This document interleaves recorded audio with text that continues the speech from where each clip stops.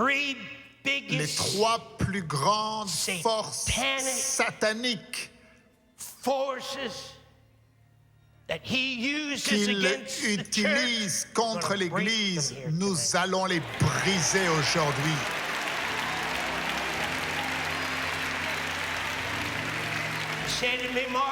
Vous me dites, Maurice, quelles sont-elles? Premièrement, le découragement.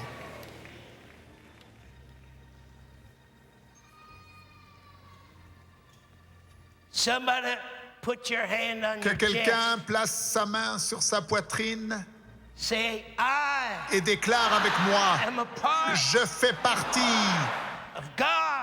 des plans de Dieu, des temps de la fin.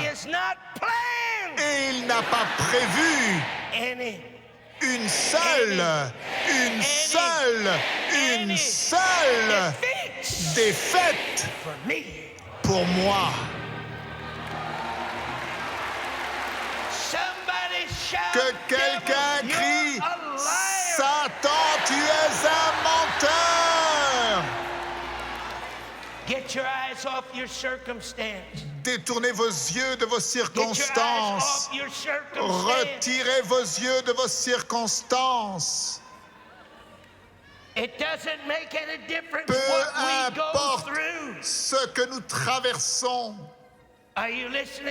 Est-ce que vous m'entendez? Je dois vous dire quelque chose que le Seigneur m'a aidé à écrire aujourd'hui. Et je vous dis, c'est puissant. La plus petite personne, écoutez-moi dans ce bâtiment, la plus petite personne dans cet endroit va s'élever à un niveau spirituel que vous n'avez pas idée. Nous ne sommes pas en train d'essayer de gagner une bataille aujourd'hui et de vaincre quelques circonstances dans nos vies. Maurice, que cherchons-nous? Au cas où vous ne le saviez pas, je vais vous le dire. Si vous avez le discernement spirituel pour comprendre où nous allons, nous sommes après gagner la guerre.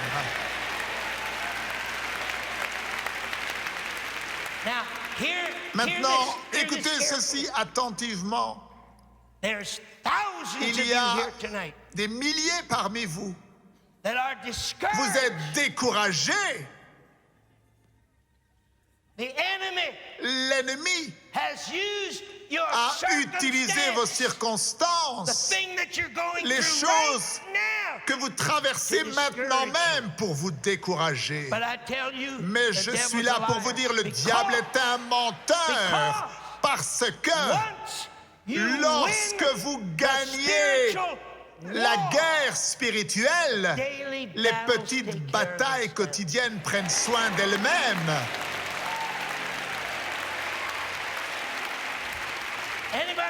Est-ce que vous voulez crier dans cet endroit?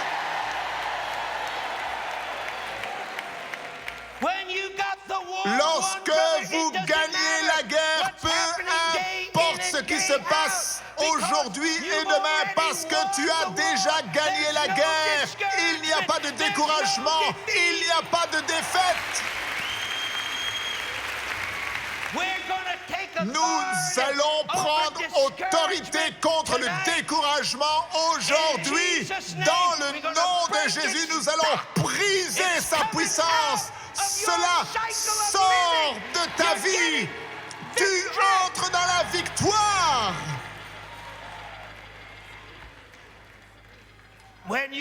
Lorsque tu es découragé, tu sais ce qui se passe?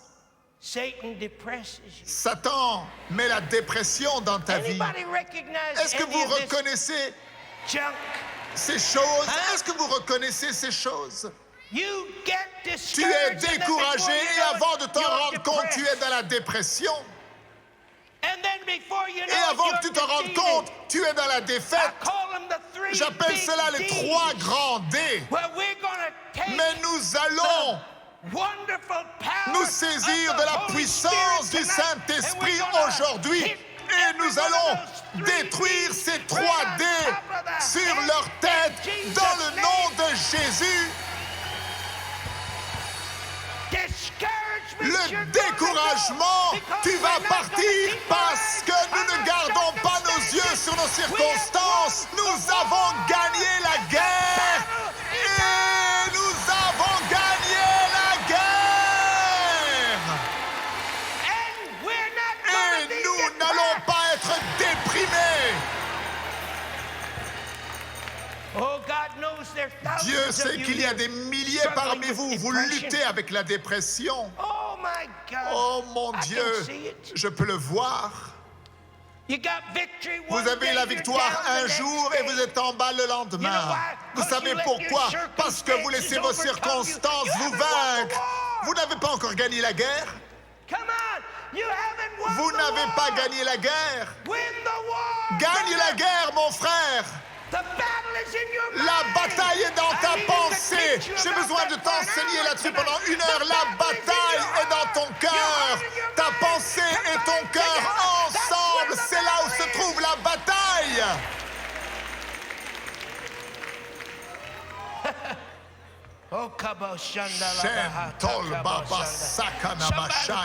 Que quelqu'un loue le Seigneur.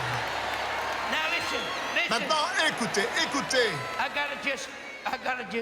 Je dois vous dire ceci. Est-ce que vous êtes prêts?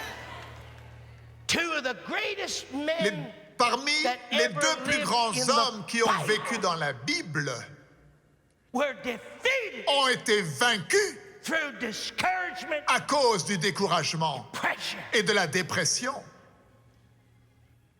Les plus grands hommes qui ont vécu. Ils ont autorisé au découragement d'entrer dans leur vie. Moïse a oublié, n'est-ce pas? Le Dieu qui avait ouvert la mer Rouge. Le Dieu qui avait nourri le peuple dans le désert. Il avait la responsabilité extraordinaire de conduire 2,5 millions de personnes en dehors de l'Égypte et les faire rentrer dans la terre promise. Et ces gens ont commencé à murmurer et à se plaindre concernant la manne, la nourriture. La Bible dit que Dieu s'est mis en colère. Et la Bible dit que Moïse aussi s'est mis en colère. Je vais te dire une chose, tu ne peux pas te permettre la pitié de soi.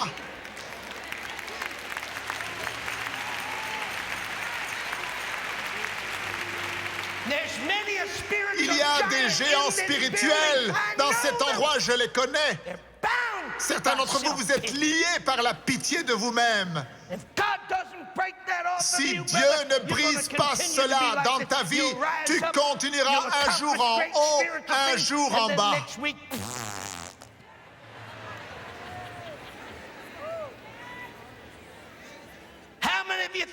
Combien d'entre vous pensez qu'il est temps que nous gagnions la guerre? Vous tous.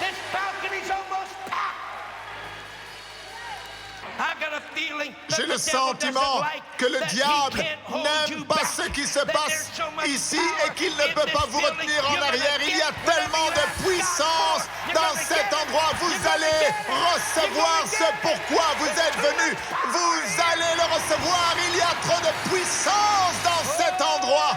Gloire à Dieu.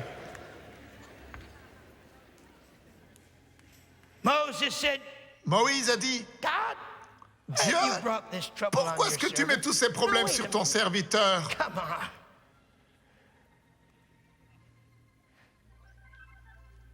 Depuis est-ce que quand Dieu a mis des problèmes sur Moïse? Vous voyez ce qui se passe quand tu as tes yeux sur tes circonstances. Tu dis, qu'ai-je fait pour te déplaire, pour que tu mettes ce fardeau sur mes épaules? Est-ce que c'est moi qui les ai conçus? Moïse demande à Dieu. Est-ce que c'est moi qui les ai enfantés? Ouh là là! Est-ce moi qu'il est enfanté? Est-ce que c'est moi qui les porte dans mon sein? Moïse a dit, oh, j'ai porté ce peuple. Et ce fardeau est trop lourd sur moi. Et vous voyez, quand il parle là, il est en colère. Il est rempli d'amertume et de dépression. Et il dit, si c'est comme cela que tu vas me traiter, eh bien mieux vaut pour toi que tu me tues. Je veux mourir, a dit Moïse. Tu ne peux pas te permettre la dépression, autrement tu passeras à côté de la volonté de Dieu. Il y a des millions de personnes qui seront perdues. Tu ne peux pas te permettre d'être découragé. Ta famille dépend de toi et de ta victoire. Ta communauté dépend de toi et de ta victoire. Le monde dépend de toi et de ta victoire.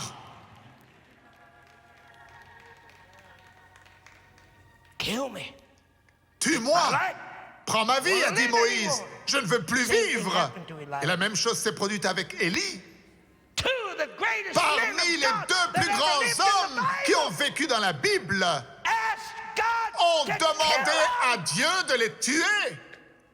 Élie ne pouvait plus supporter. Imagine-toi cet homme qui a vu tous ces miracles. Imagine-toi cet homme qui a vu le feu tomber du ciel et des centaines de faux prophètes ont été consumés. Dieu lui a donné ce miracle 2 fois. 400 et 450 prophètes ont été livrés entre ses mains.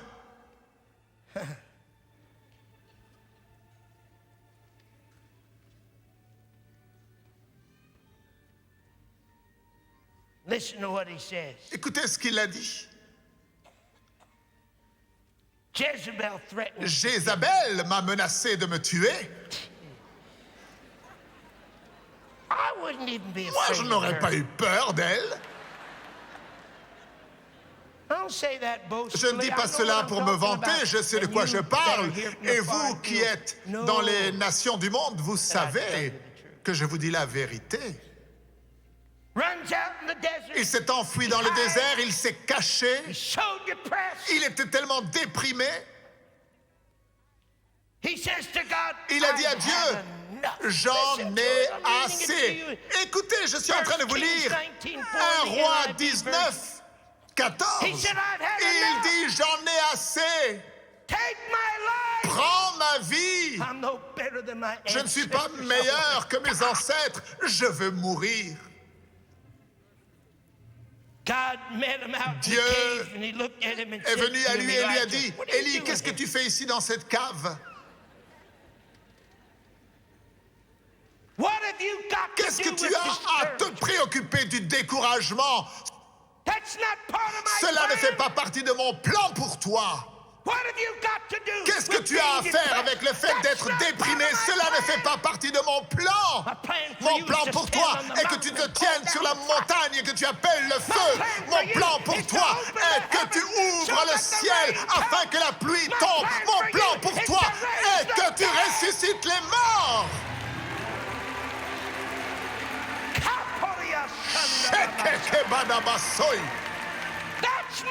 C'est cela mon plan pour toi. Qu'est-ce que tu fais à te lamenter, déprimé, découragé, dans la défaite, en train de crier Dieu, tue-moi, je ne peux plus supporter. Est-ce que vous reconnaissez cette voix? Ne me regardez pas avec ce regard. Est-ce que vous reconnaissez cette voix? Si c'est le cas, alors ouvrez la bouche et dites oui, je reconnais cette voix. Mais nous allons nous en débarrasser aujourd'hui. Je dis, nous allons nous en débarrasser aujourd'hui.